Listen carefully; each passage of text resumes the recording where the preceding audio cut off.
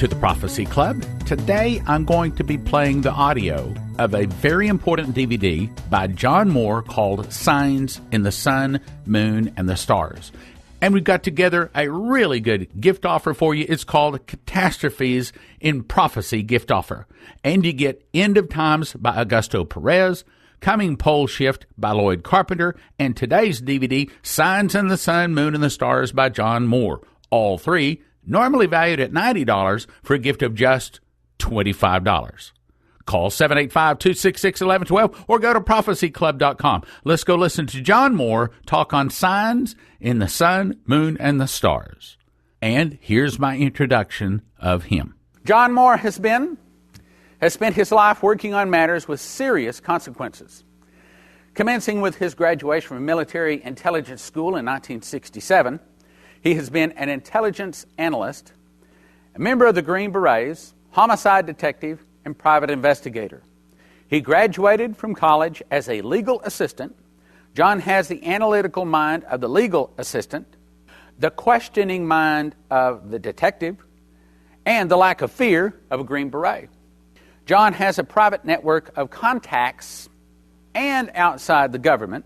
He stays in touch with these men and women with privileged inside information. And John has been researching this Planet X-related matters since some 1980. He knows the government's private response to Planet X. He knows the Vatican's private response to Planet X. And he wants to share his knowledge with everyone who has ears to listen. John Moore is a serious man with a serious message. He hopes and prays that all Americans can learn what they must to protect themselves and their loved ones. Now for the talk. Signs in the sun, moon, and the stars. Will you help me welcome R. Wow, what an introduction, huh? Can't beat it. Thank you, Pastor. What an introduction. Well, let's go back to the beginning, at least the beginning of my, what we now call Planet X. Spring of 2002, I had two individuals, a couple of friends of mine approach me. My friend Tom, who's a pilot and an aircraft mechanic. My friend Ron, who's a veteran of the peacetime army in Germany during the 1960s. Both these men are independent researchers, and they started telling me about Planet X and this book titled Blindsided by Mark Hazelwood. Mark did something that most authors won't do. He put evidence in the book that conflicts with his own value system. Most New Age authors, for example, won't have anything to do with the Bible, and most Bible scholars won't have anything to do with New Age information. But Mark Hazelwood included both, including historical evidence, archaeological evidence, fossilized evidence, geological, astronomical, biblical, psychic evidence, and last but not least, a lady who claims to talk to aliens. Now, that was a bit too much for me. However, I read the book, and I know documentation when I see it. I know evidence when I see it. Now, for a homicide detective, evidence is something you can put a blue evidence label on, mark it, and hand it to the court clerk as evidence. And much of what he had in the book is good evidence, well documented, that you can go back and find the original source material.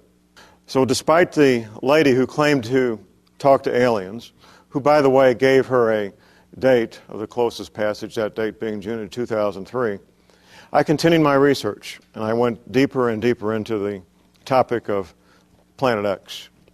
You heard in the introduction, I've been looking at Planet X-related matters since 1980. I began an independent research project in 1980, not knowing until 1992, 93, actually, what it was really all about. Going back to 1979, I found myself single, free weekends, looking for a hobby. I'd been out of the Army for 9 or 10 years, and I decided to go back in the Army Reserves as a Green Beret and let your tax dollars pay for my weekend fun. It seemed like a good deal to me. We spent a lot of our weekends in Special Forces training at a place called the Welding Springs Training Area, just west of St. Louis in St. Charles County. And along about 1980, the Department of Energy announced a Superfund cleanup project out there to clean up nuclear waste. Now, that was my first red flag because of the following. We guys in the Army knew that the military had been working with nuclear material out there for decades. So the men I worked with, on their own, without even telling the Army, they went to the trouble to get radiation detection equipment, and when we'd go out there training, they would routinely check out the training area to make sure there wasn't anything, because they didn't want to have kids with flippers instead of arms. It seemed like a good idea at the time. Point being, they never found any nuclear material. Barely anything above natural background radiation. Over the years, I watched this Department of Energy become a fairly good-sized project. They drug in the job trailers. They built about 15,000, 17,000 square feet of administrative buildings. Sometimes I would go by and photograph the names of the subcontractors at the front gate. At any government construction site, they always list the names of all the subcontractors at the front gate. One name happened to catch my eye one day, Worldwide Telecom. I didn't recognize that as a local business. So I submitted a Freedom of Information Act request to the Department of Energy, the contract specifications for Worldwide Telecom, along with 2 other requests for an engineering firm and a survey company. A few weeks later, I get a response back in the mail. The contract specs for the engineering company and the survey company, and a letter denying that Worldwide Telecom was even a subcontractor out there. And that kind of got my attention, so I went to a friend of mine who I thought might know who these people were. And he says, John, here's the deal. Now, this is in St. Louis. He says, so, first of all, they're headquartered in New Jersey. If you were going to build a brand new Pentagon, these are the people you would hire to put in the telecommunications. So that brought up even more questions. Under another Freedom of Information Act request, I asked how many phone lines they had out there at this construction site. The answer came back a couple of weeks later, 500 telephone lines. That sounded a bit large to me, so I talked to some contractor friends of mine, engineers who had spent 30 and 40 years in commercial construction, asking them what the largest number of phone lines they ever saw at the biggest construction site in their 40-year career of working commercial construction work, things like Boulder Dam and so forth. 50 phone lines at the largest construction site they ever saw in their 40-year career. Over the years, I interviewed different men who were working there, surveyors. I found out that everything was compartmentalized. They'd bring in one crew of surveyors to do a little section, another crew for over here from a different company, and a third and a fourth and so forth. Compartmentalized. I interviewed an engineer that worked out there. This was just fairly recently. And she was telling me, she's an electrical engineer. She couldn't understand the level of confidentiality and secrecy at a no big deal construction site. How there were certain areas that were completely off limits unless you had a certain pass and a certain badge. I talked to a man who was working on concrete out there. He said, John, I never in my career put titanium flakes in concrete before.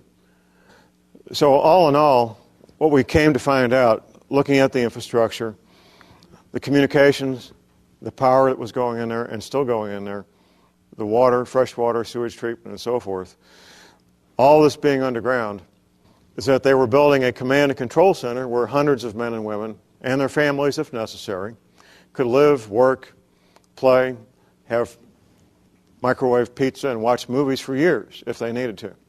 A very large, self-contained complex.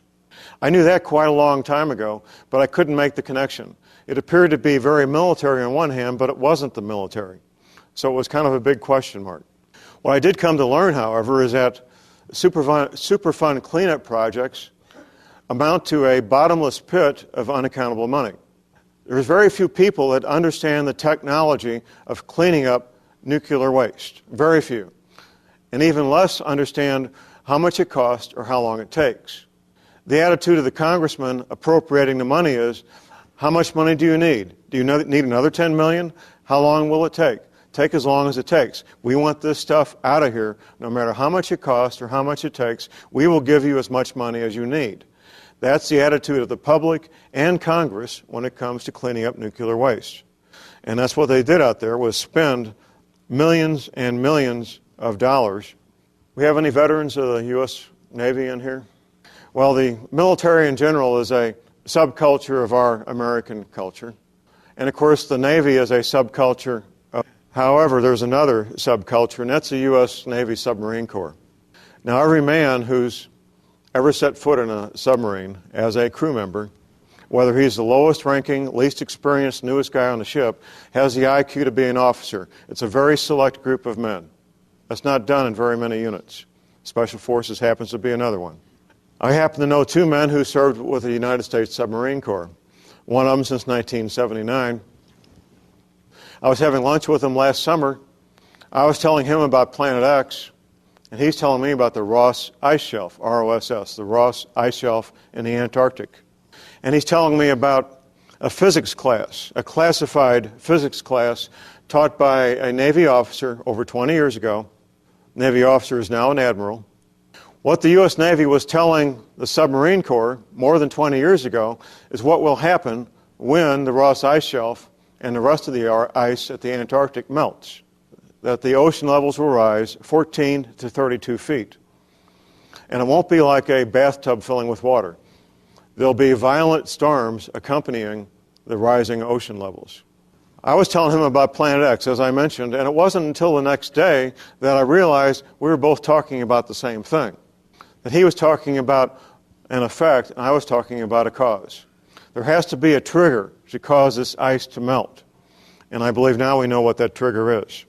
More recently, I recalled a map that a patient of my wife had showed me, going back 14 years or so. My wife, a chiropractor, has a lot of patients. One of them brought in this map that was prepared by Gordon Michael Scallion, a map that was alleged to be what North America looks like after these waters come up and land has raised and land has sunk beneath the ocean. At the time, I looked at this map and I thought to myself, this is a very nice, full-color fantasy, and this lady needs a tinfoil hat real bad. That was my thought.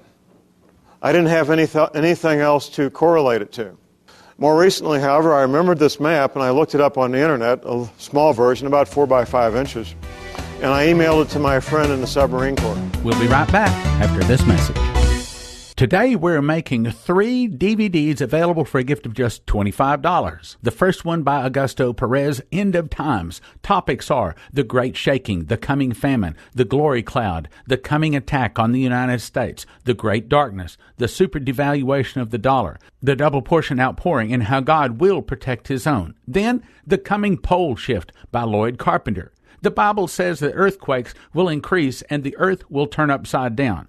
Lloyd has studied the coming pole shift for over 20 years, and he says it is coming. And the topics are the earth's wobble, earthquakes, tsunamis, weather pattern changes, tornadoes, hurricanes, mudslides, floods and droughts, volcanoes, plate tectonics, seafloor spreading, hot spots, melting ice in the ring of fire, subduction zones, the scientific rationale for a pole shift, the Pacific Ocean and plate tectonics. Have earthquakes dramatically increased in the last 10 years? How does the Earth's rotation affect earthquakes? And John Moore, in Signs in the Sun, Moon, and the Stars, gives you a fascinating presentation using biblical, archaeological, scientific, and privileged government information to show you what is beginning to cause these signs in the sun, moon, and the stars. John proves the signs have already begun and will grow in intensity. He was an intelligence analyst for the U.S. Army and now a homicide detective and radio host. He has been investigating Earth changes since 2000 and has some startling discoveries.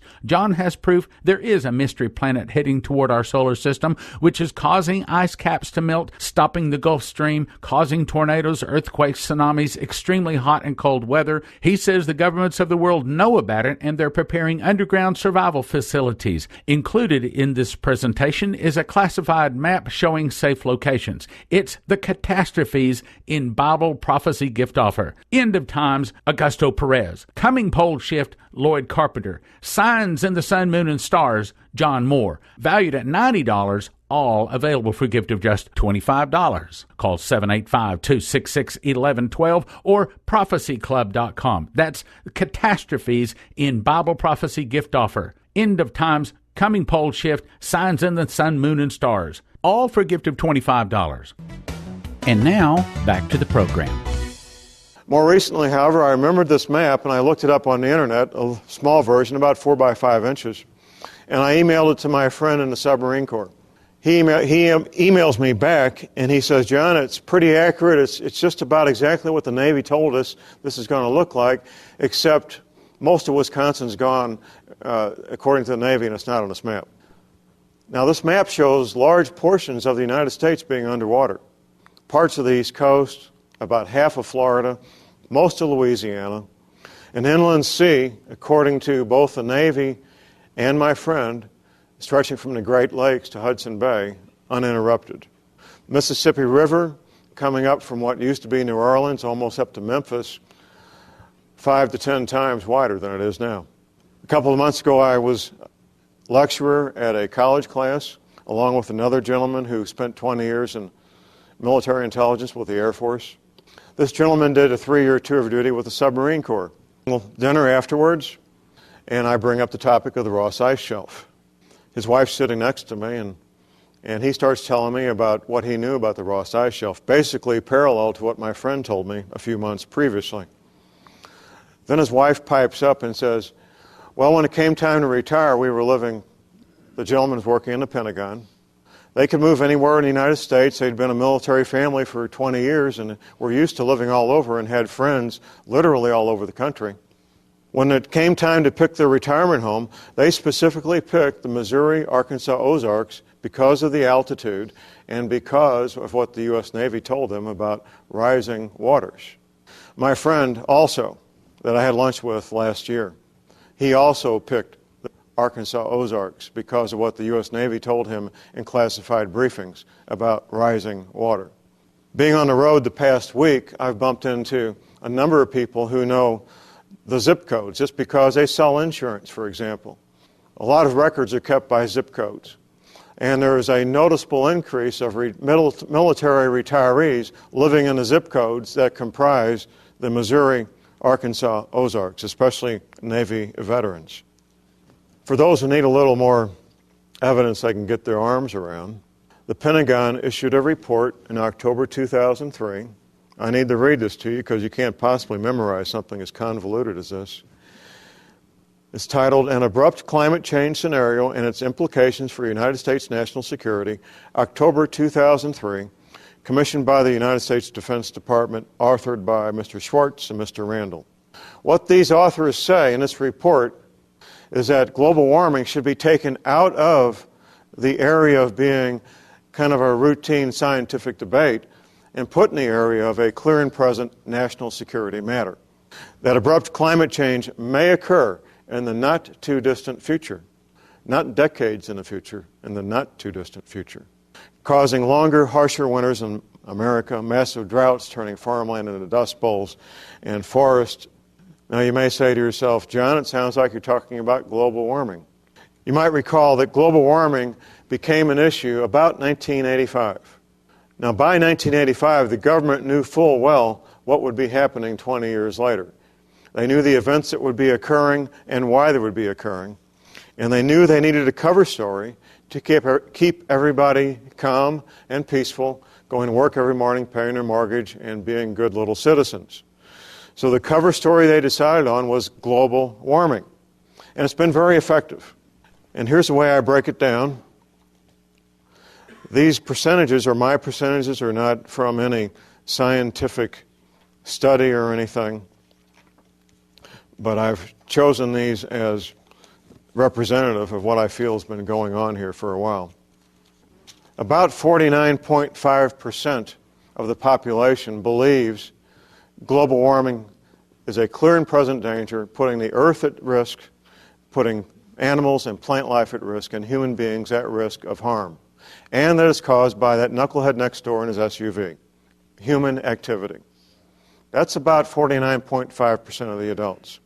Another 49.5% of the adults believe one of the two things. Either that global warming isn't happening at all and isn't real, or that it's kind of a naturally occurring, slow-moving event, and it won't do any harm, and there's nothing we can do about it anyway. That's the other 49%. That leaves 1%, ladies and gentlemen. That's you in the audience. That's you folks watching this tape. The 1% who actually get their news someplace other than television news, who take the time to actually read books and look for alternative news on the internet or on shortwave radio. That's 1% or less of the adults in this country. Maybe 1.5%, because according to the American Library Association, 3% of the adults in this country have a library card, and half of them use their library card for light entertainment reading, leaving about 1.5% that you both have a library card and use it for something other than light entertainment reading. The deception continues. I have a current issue of The Economist magazine published in London, and they have an article, not an interview, but an article written by the Prime Minister of England, Mr. Tony Blair. You might imagine that if you're the Prime Minister of England and you're writing an article that's going to be published in the most respected magazines on the planet, it's going to be edited, reviewed for content, for legality, for scientific accuracy, and of course for grammar. This temperature rise has meant a rise in sea levels. Current tense. One is talking about sea levels rising right now, because they are rising right now. If it continues as predicted, it will mean hundreds of millions of people increasingly at risk from flooding, and climate change means more than warmer weather. It means extreme, increasingly unpredictable weather events, rainstorms, droughts, heavy human and economic cost. Now, of course, this was written prior to many of the events that we're now aware of happening. The lead time typically for a magazine like this is several months. Here's what's going on with the weather right now. You may not be aware of. This has never happened, ladies and gentlemen. It is surviving the winter and coming up the next spring and growing even more. This has never happened anyplace. At the same time we're having snowfall in Las Vegas, they're canceling dog sled runs and contests in Alaska because they don't have enough snow. Things are getting very, very bizarre. Global warming issue has been very effective in keeping people in the dark as to exactly what's been going on. Got a few Bible quotes here for you folks. Joshua 10:13 talks about the sun standing still. Now, up until fairly recently, and I mean within the last 55, 60 years, since about 1950, how the sun could possibly stand still. Bible scholars referred to Joshua 10:13 as a metaphor. Typically, Bible scholars do that. If they don't understand this stuff, they say, well, it's a metaphor. It really means something else. Well, about 1950 or so, the concept of a pole shift became apparent to scientists, and they understood how the Hebrews in the Sinai desert could look up and see the sun not moving. For the 19th century before that, they couldn't. If you were standing at the right place on the planet and the pole was to shift, the sun would have the appearance of standing still in the sky. Another researcher, about the same time, Dr. Velikovsky, Emmanuel Velikovsky, nobody had done previously. He did research comparing what the men studying the ancient Chinese had written and the men studying the ancient Mayans had written. People who live in Scandinavia, ancient folks had written, both of whom had, all those ancient cultures had written records and calendars. Velikovsky reasoned that if the Hebrews standing in the Sinai desert saw the sun standing still, then the Chinese must have saw it not come up the next morning when it was supposed to. Keeping in mind, the Chinese had written records and had calendars, and you could line up the Hebrew calendar and the Chinese calendar to compare them if you knew what you were doing. And guess what, ladies and gentlemen? On that date in history, when the Hebrews in the Sinai desert saw the sun stand still, the Chinese saw the sun not come up. The Bible means what it says, and it's 100% accurate. Exodus 16:31. Now, this all happened shortly after Moses made his exodus. The Hebrews in the Sinai desert would wake up every morning, and they would find substance of a certain color, of a certain substance, and a certain taste lying on the ground that they could pick up and eat. As it turns out, other cultures who had written records and calendars all left written records attached to the same dates, where every morning they could go out and pick up a substance of the same color and the same consistency and the same taste and eat it in China, in South America, and in Scandinavia. What we believe manna from heaven was carbohydrates in the atmosphere that would condense when the sun hit it. It would fall to ground, and you could pick up and eat it. Once again, the Bible being verified by other written records all over the planet of that same substance being there. Isaiah 24:1. Behold, the Lord maketh the earth empty, and maketh it waste, and turneth it upside down, and scatter abroad the inhabitants thereof. That sounds like a global earthquake to me. That sounds like a very good description of a global earthquake. Isaiah 24:20. The earth shall reel to and fro like a drunkard, and shall be removed like a cottage. Once again, ladies and gentlemen, what appears to be an excellent description of a very large global earthquake. Right there in the Bible, waiting for you to read it and look at it yourself. When I first heard this story about Planet X, and I read Hazelwood's book, one of the first things I did was approach a friend of mine who has privileged access to certain government agencies. And I said, "Can you check this out? I'd appreciate it." He said, "I never heard of it, but I'll check it out." He got back with me a couple of weeks later, and he says, "John, it's a real thing. They've been watching this thing for more than 20 years. It's out there. They got the Hubble watching it. They got all this instrumentation keeping track of it. It's got a 250,000-mile debris field on either side of it. When I say a debris field, I mean rocks the size of pickup trucks and rocks the size of Rhode Island.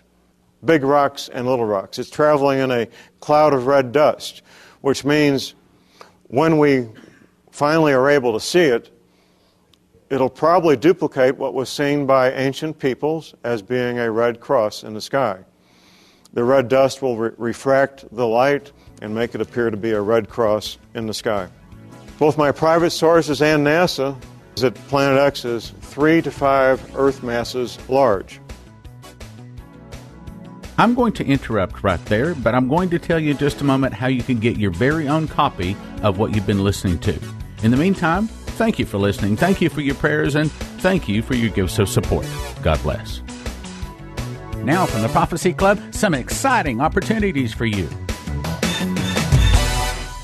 Today we're making 3 DVDs available for a gift of just $25. The first one by Augusto Perez, End of Times. Topics are the Great Shaking, the Coming Famine, the Glory Cloud, the Coming Attack on the United States, the Great Darkness, the Super Devaluation of the Dollar, the Double Portion Outpouring, and how God will protect His own. Then, the Coming Pole Shift by Lloyd Carpenter. The Bible says that earthquakes will increase and the earth will turn upside down. Lloyd has studied the coming pole shift for over 20 years, and he says it is coming. And the topics are the Earth's wobble, earthquakes, tsunamis, weather pattern changes, tornadoes, hurricanes, mudslides, floods and droughts, volcanoes, plate tectonics, seafloor spreading, hot spots, melting ice in the ring of fire, subduction zones, the scientific rationale for a pole shift, the Pacific Ocean and plate tectonics. Have earthquakes dramatically increased in the last 10 years? How does the Earth's rotation affect earthquakes? And John Moore, in Signs in the Sun, Moon, and the Stars, gives you a fascinating presentation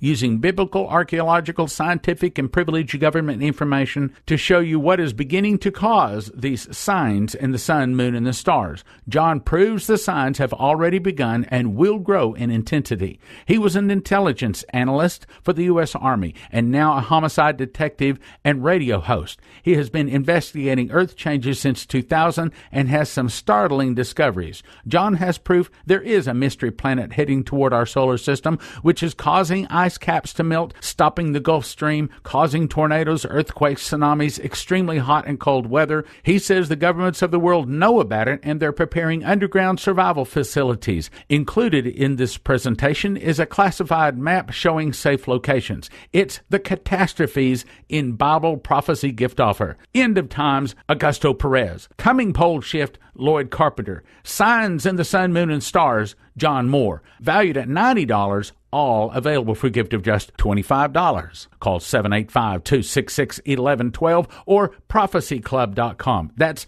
Catastrophes in Bible Prophecy Gift Offer. End of Times, Coming Pole Shift, Signs in the Sun, Moon, and Stars. All for a gift of $25.